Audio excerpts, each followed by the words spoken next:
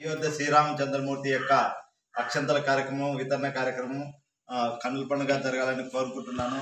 ఈ అయోధ్య రామ మందిరం దరిదాపుగా 578 సంవత్సరాల క్రితం దేవస్థానం ఎవరో ముస్కరులు వచ్చి మన శ్రీరామచంద్రమూర్తి యొక్క దేవాలయము కొన్ని లక్షలాది మందిని సంహరించి పడగొట్టడం జరిగింది.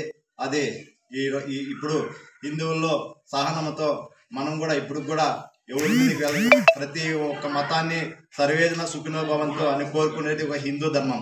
కాబట్టి మనం కూడా శాంత స్వరూపంగా